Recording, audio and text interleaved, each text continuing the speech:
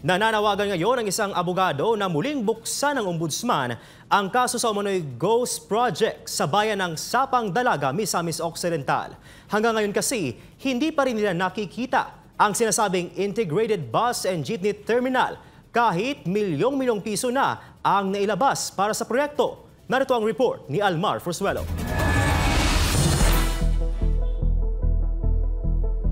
Matapos umani ng kontrobersya ang umano'y Ghost Project sa Misamis Occidental, tinungo ng SMNI News ang bayan ng Sapang Dalaga upang alamin kung nasaan nga ba ang sinasabing Integrated Bus and Jeepney Terminal na pinondohan ng halos 42 milyong piso.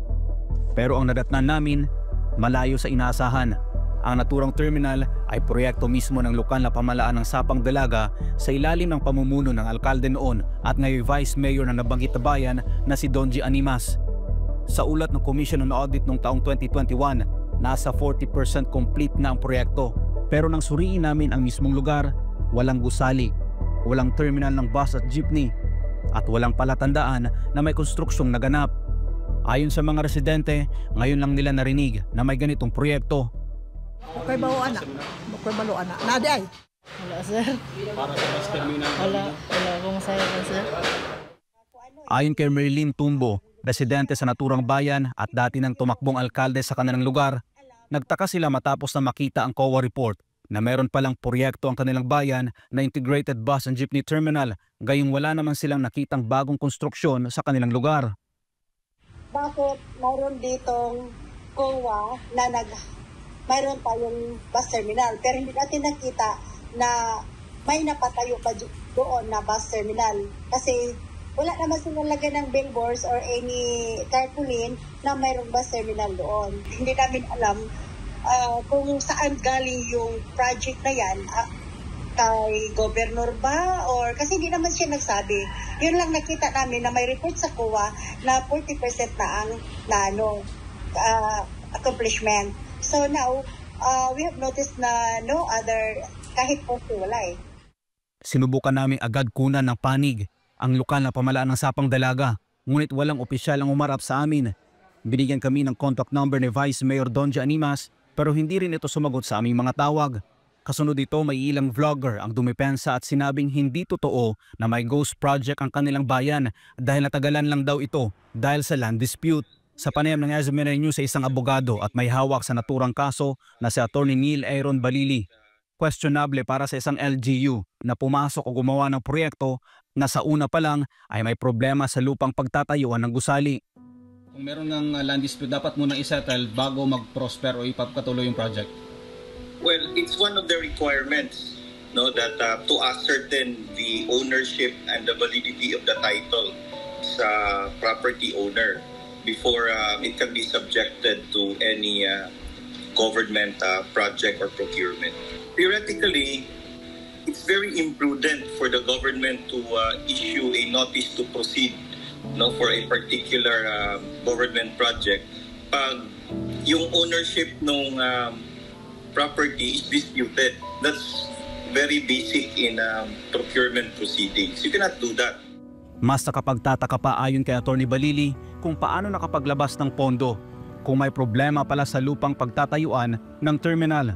Sinasabi daw ng LGU na may problema sa road right of way, that they don't really explain thoroughly kung bakit millions na ang disbursed for that clearly unfinished project. Sa pangalawang pagkakataon, muli naming hiningi ang panig ni Vice Mayor Donji Animas. Sa pagkakataong ito, sumagot na siya at ipinaliwanag na pinayuhan siya ng kanyang abogado na huwag ipagpatuloy ang naturang proyekto dahil meron pa itong land dispute. Ang desisyon yun nga, sir. Abogado ko, huwag mong ipatuloy yung construction without the resolution of the ombudsman.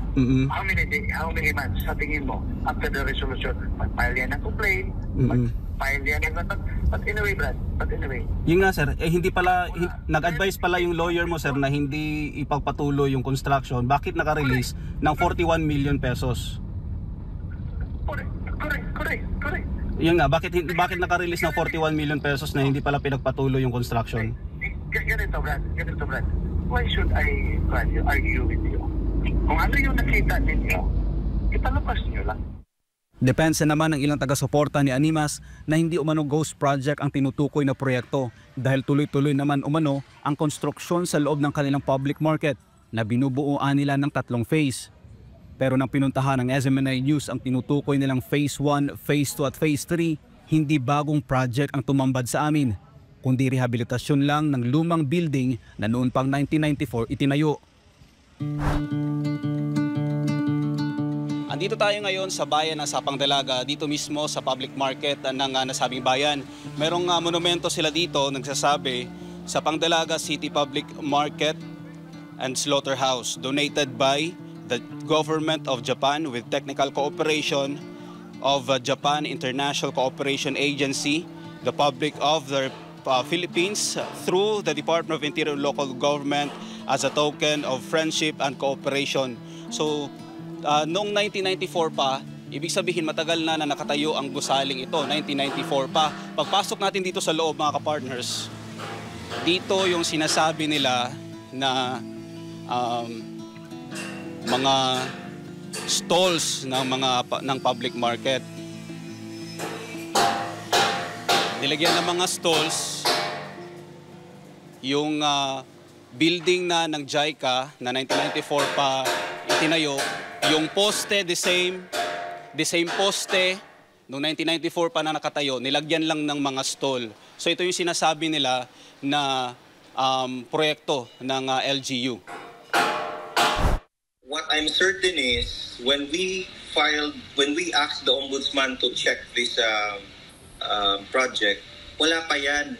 Yung mga enhancements na yan, wala pa yan. What really alerted us and prompted us to seek the intervention of the ombudsman was the fact that there was no single post that's mentioned in our complaint. There was no single post erected or any sign of any improvement in the current jeepney terminal there in the municipality. And I was just recently informed na yung mga improvements na yan, those are recent, no? Those are very recent improvements. So, you can really question if those improvements pertain to the first release of that per COA report amounted to 40% plus accomplishment or it's something else. We really don't know. Ang sagot naman dito ni Animas, kasi magkaiba kasi yung sir, bagong project sa nirenovate lang po sir. Brad, don't insist. Don't insist. Bakit nini-insist? Dapat mo maghahanap ka ng 40%? Yeah, 40%. Hindi mo alam yung sa likod ng wet market? Nakapunta kami doon sir, parang parang nilagyan lang ng takip ng atip.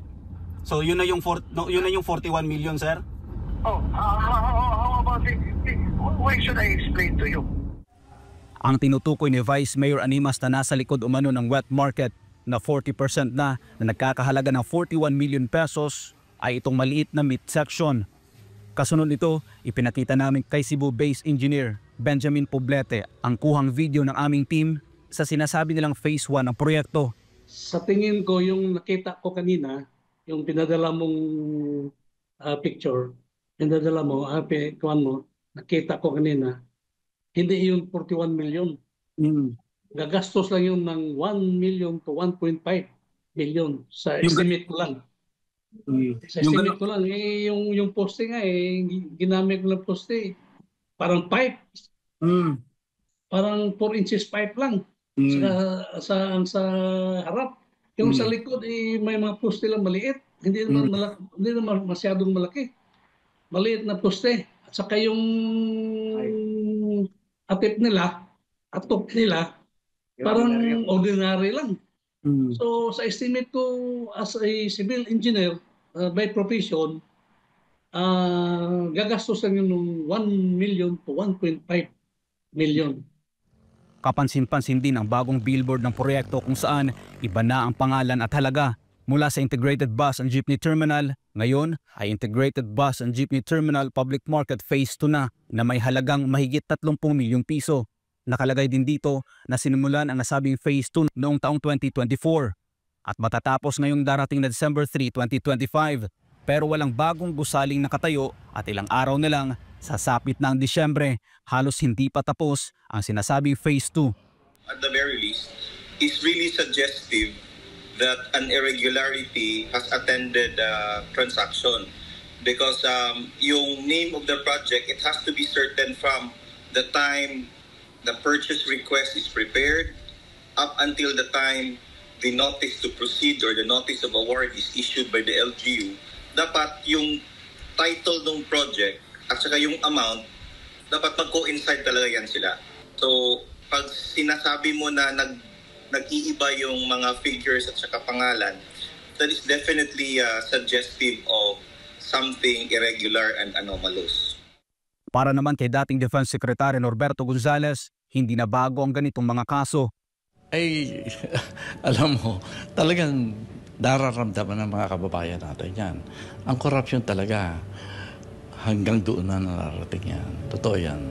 At siguro, dahil sa lawak ng korupsyon na nangyayari, ang mga inuuna lang yung mga nasa taas, no? Para naman sa dating chairman ng Presidential Anti-Corruption Commission o PACC sa ilalim ng Duterte administration na si Greco Bellica, kahit noon pa nakakatanggap na sila ng mga report na may mga nangyayaring katiwalian hindi lang sa isang bayan kundi sa probinsya ng Misamis Occidental.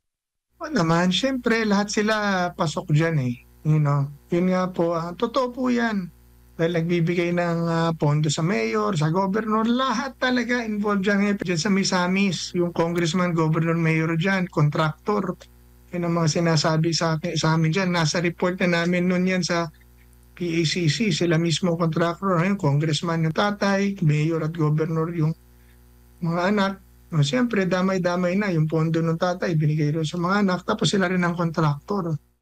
Sa huli sinabi ni Atty. Balili na dapat isapubliko ang mga tunay na dokumento sa naturang project at magkaroon ng joint investigation para mabigyan linaw kung saan nga ba napunta ang pera ng taong bayan at kung nagabit nga ba ito sa tama at para maituro na rin ng LGU kung saan nga ba ang sinasabi nilang integrated bus and jeepney terminal.